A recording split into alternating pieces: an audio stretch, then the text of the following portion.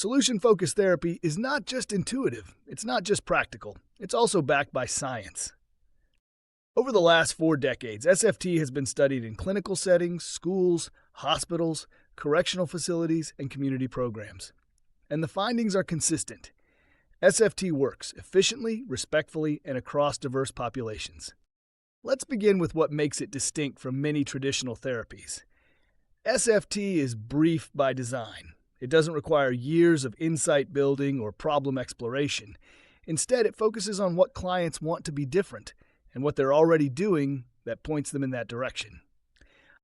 This future-focused, strengths-based approach has been shown to reduce symptoms of depression, anxiety, and trauma. It improves family functioning, school performance, and treatment adherence. And it's especially effective in systems that need high-impact support in short timeframes. A meta-analysis published in the Journal of Research on Social Work Practice reviewed 43 controlled outcome studies of SFT. The conclusion? SFT produced moderate to large effect sizes for a wide range of presenting concerns, especially when compared to waitlist, no treatment, or treatment as usual control groups.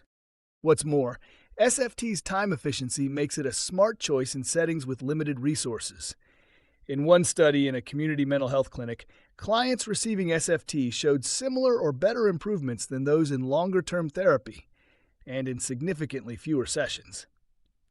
This matters for public health. It means more people can access effective care faster.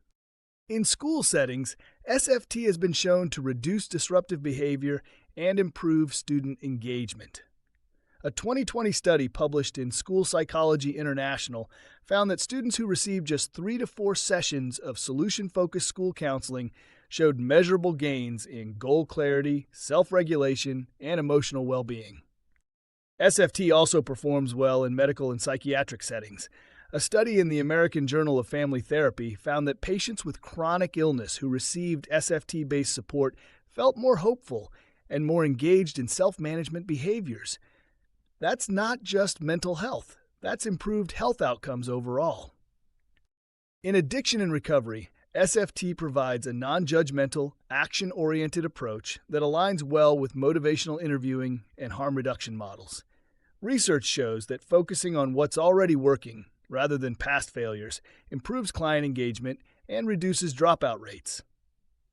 And when it comes to cultural adaptability, SFT excels. Because it doesn't impose a fixed worldview, it allows clients to bring their own language, values, and meaning systems into the room. This has made it effective in global studies from Brazil to Iran, South Africa to Scandinavia. SFT's emphasis on what clients want rather than what therapists diagnose creates a partnership model that many clients find empowering and refreshing.